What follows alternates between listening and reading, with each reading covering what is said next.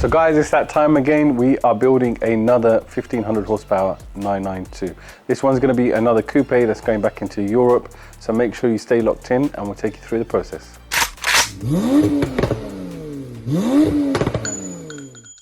Flashback. So last time I spoke about the other ES1300 that I'm building, the one from Estonia. The gearbox is going on now. That turbo housings I've waited for.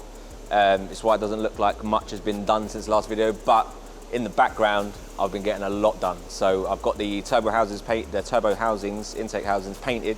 I've got the boost pipes, the custom boost pipes that we made painted as well. So I've literally just been waiting for them to come back. So now I can start literally boxing this car up, put it up in that big gap that it's got. Well, it's not really that big, is it? It's quite small, but that fits in there and it's gonna make 1300 wheel.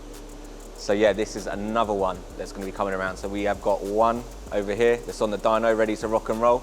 We've got two here that should be ready to rock and roll next week.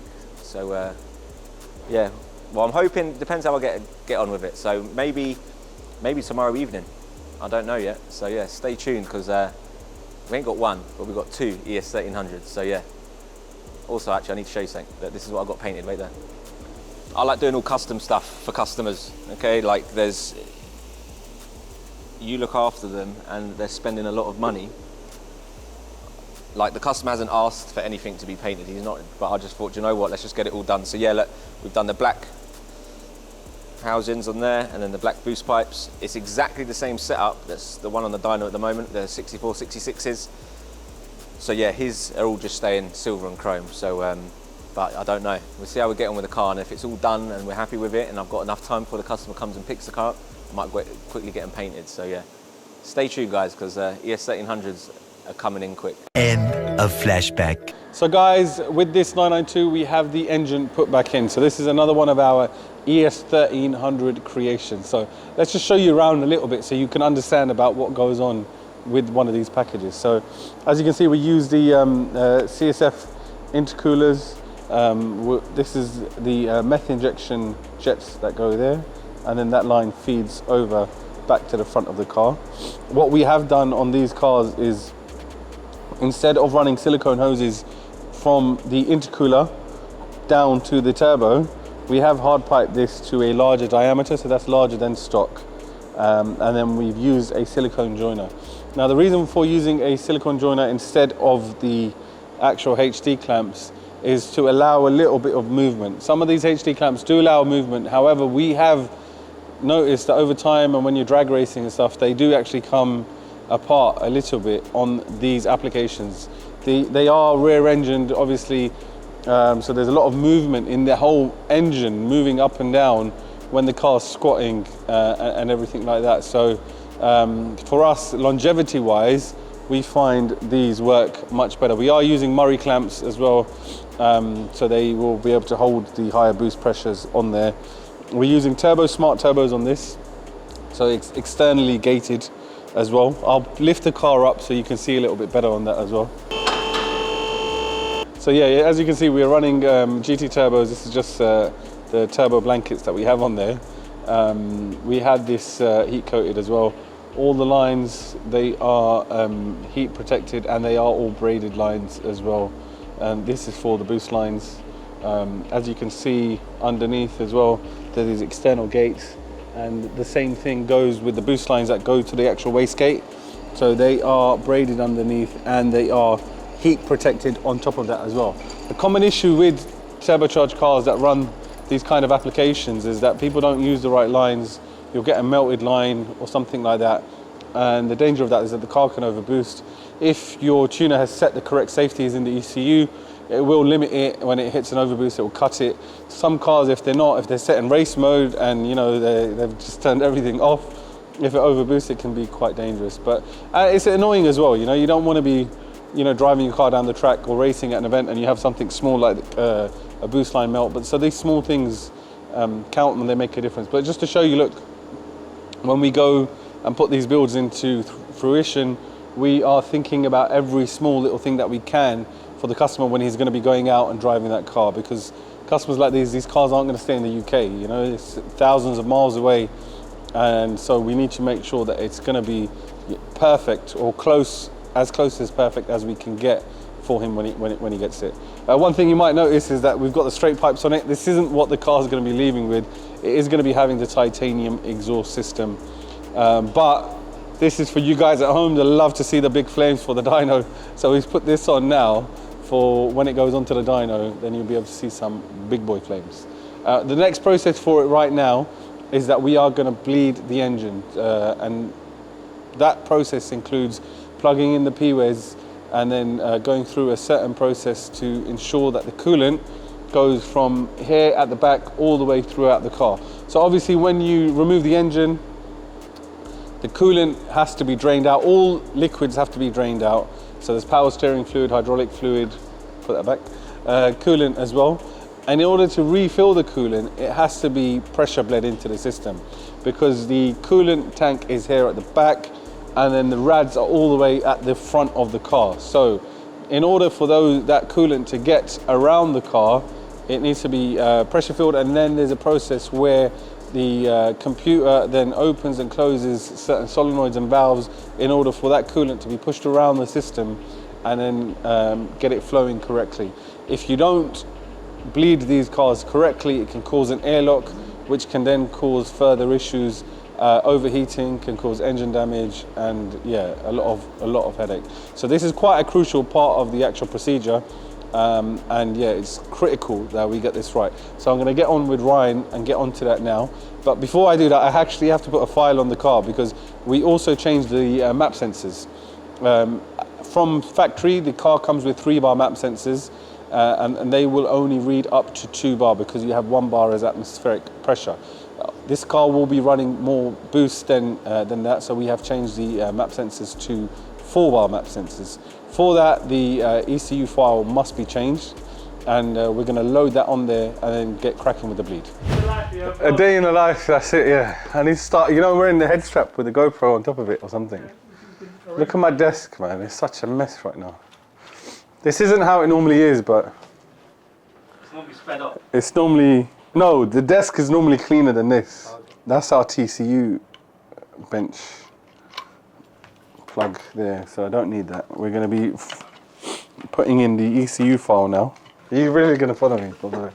This guy. That's going to get my bed there, for sure. Well, I don't think the shoes will... No, don't. The shoes are hammered, bro. Right, let me put this file on now. So this car was actually already tuned by another tuner, a company based in America. Now, we get a lot of questions asking if a car's tuned on a stage 1 or something like that, will it affect warranty? Is there any traces or anything like that? With our tune, there isn't. However, when you get it tuned from elsewhere, there can be. And this is how they can tell. So if you look here at this screen now, this is when we just identify the ECU, just to see what ECU it is and find out the VIN number and everything matches. There's one thing that it does also highlight, which is the flash counters here. So if you see, it says 543331. That should be all zeros. So what that shows is that the ECU has been flashed a certain amount of times. So certain files, when they're uploaded, they will trigger that. When we do it, it doesn't. So I'm going to flash a file to this car now to put our file on the car, and then you'll be able to see that. So what happens when the file's loading, it puts the ECU into programming mode. What that means is it disconnects all the modules, and you then get every error possible coming up on the actual dash, because it's loading up onto the ECU. It disconnects from the transmission module, from the ABS module, from every module, hence why it brings up all the errors. And then once that's loaded on there, it will then revert the ECU back into normal mode. Okay, so that took about 5 minutes or so, because it's the first flash, so it has to rewrite the whole ECU. That's been completed now. So once that's done, we just got to reset the ignition a couple of times, and as you can see, it's back to normal. So as you can see, the flash counters all are 0, which is how it should be, because when you have your car factory stock, that will be all 0, 0, 0, 0, 0 as well. So if you do have a stage 1 car and it goes in for you know, something at the dealer and you don't want them to know that it's tuned, then they won't be able to tell. The only way they can tell is if that ECU gets removed and then it gets sent back to Porsche themselves, who can then bench read the ECU and download the map. They need to then interrogate the actual data within the ECU and see exactly what's been modified, and that's the only reason they'll be able to tell. But for them to do that, I don't know, you'd need to be doing something mad for them to do an investigation like that. However, look, to put this back to stock as well, it won't affect those flash counters. If I wrote a stock file back onto it now, you know, there wouldn't be any trace of it ever having had a tune previously. I'm not going to do it right now on this because we're pushed for time. I want to bleed it, and it's going to take another 5 minutes to put it back stock, and then another 5 minutes after. So yeah, now that's sorted, we're going to crack on with the bleed with Ryan on it. Right guys, so I'm just about to do the coolant bleed on this car here. This is the ES1300. Now to do the coolant bleed, you need one of these. So after you've done the vacuum bleed, we need to tell the car basically that we're doing the coolant bleed. This will then activate coolant pumps and open thermostats and stuff like that to allow the system to circulate fully and clear out all the air. So the values that we're interested in here are the temperature of the coolant, as you can see at the cylinder head and the radiator outlet. And we want these to be as close as possible. Now at the minute, there's 7 degrees at the cylinder head and 7.5 degrees at the radiator outlet. Now, once I start the car, we'll find that the temperature at the cylinder head will go up a lot faster than the temperature at the radiator outlet. That's because there'll be obviously air in the system and we need to get that out. So what I'll do is I'll start the car, hold the revs at around 1500 to 2000 RPM until the cylinder head temperature gets up enough for the thermostat to open properly, and then we'll whack the heating on, and then that will circulate it to the front of the car as well, and yeah, hopefully clear out all that air. So let's get to it.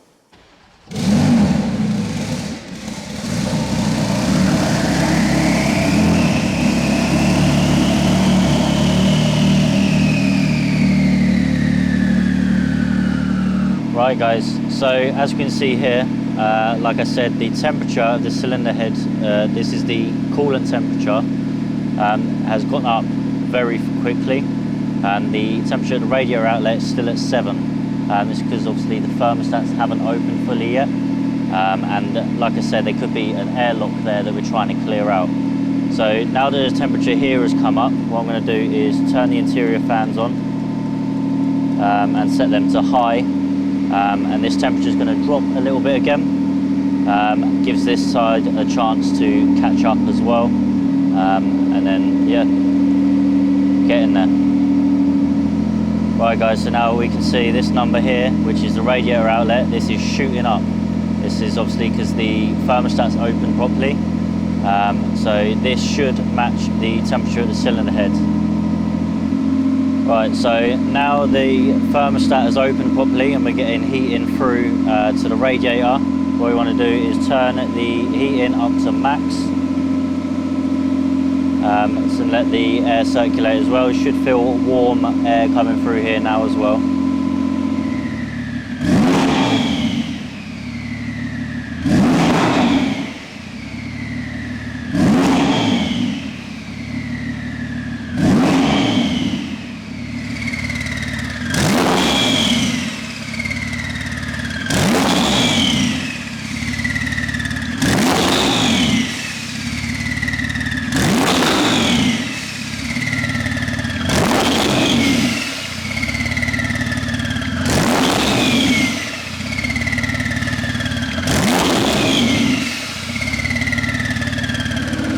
Right guys, so now as you can see, the temperatures are within a few degrees of each other. This is really good. It tells me that the coolant's circulating well. It's getting to the radiator and back to the engine nice and good as well. So what we'll do now is we'll turn it off, let it cool right down, double check the level, and then it should be all good.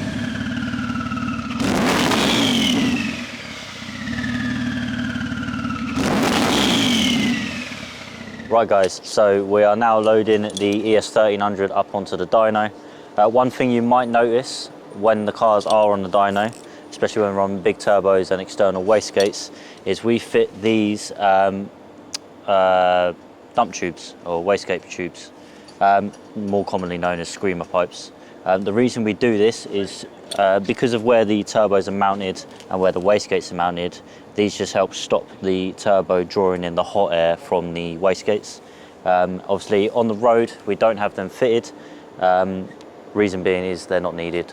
Once the car is moving, we've got airflow underneath the car. It draws all that hot air away anyway. So yeah.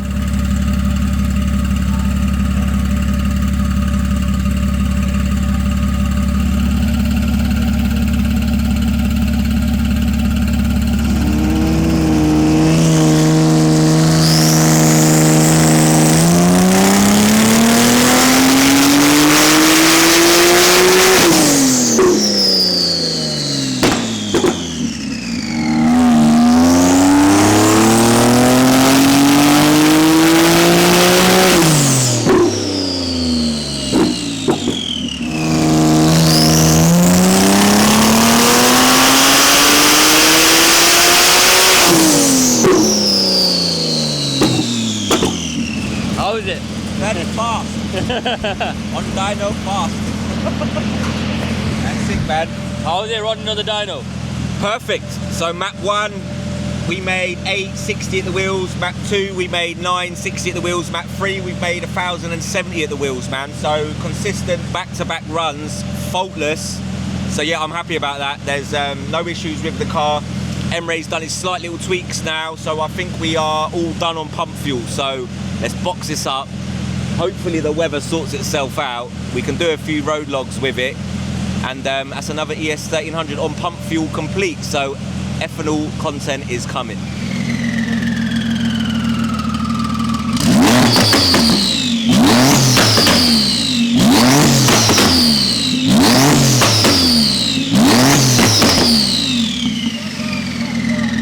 So guys, Rio's 992 ES1300, we've had it on the dyno, we've been dialing it in on pump fuel to begin with.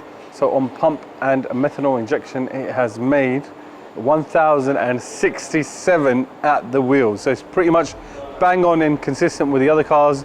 They're all around about the 1050, 1060 wheel horsepower mark, which equates to 1255 at the crank. That's not a slouch at all. It's going to be serious. So what we're going to do now is get it prepped for the race fuel side of things. Dan's going to fit the suspension up on it, get the proper exhaust back on, and then we're going to turn it right up and see what it does. So guys, 2 of the 3 ES1300s that we're currently working on at the moment have the first part completed, the pump fuel and meth setting. So this is going to be their daily drivers. So if you don't get ethanol at the pump, then obviously you have to use regular pump fuel. As part of that process, we've also been doing some road testing. So the convertible 992 ES1300 on pump fuel. Obviously with the blue car, we've already tested that previously, and that did some crazy numbers. That was running 3.2s on pump fuel. It is lighter than a convertible, so it'll be interesting to see what we run in that, and we're going to get right into that and show you exactly what it's going to be, because we're taking that out very, very shortly.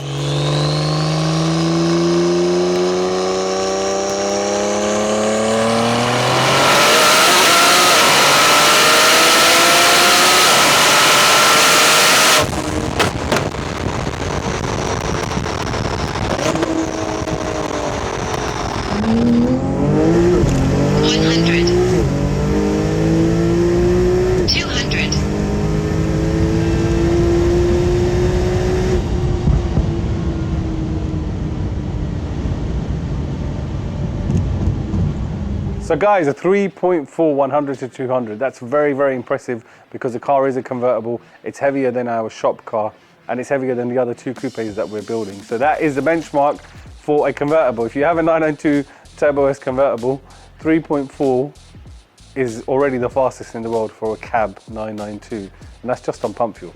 So in the next couple of weeks, we are going to be putting these cars through their paces on race fuel and turning them right up and seeing exactly what they can do. Keep your eye out for the Estonian car coming soon on race fuel, and also the 3rd UK car that we're going to be building, all the numbers on that as well. Make sure you comment, like and subscribe, and we'll see you next week.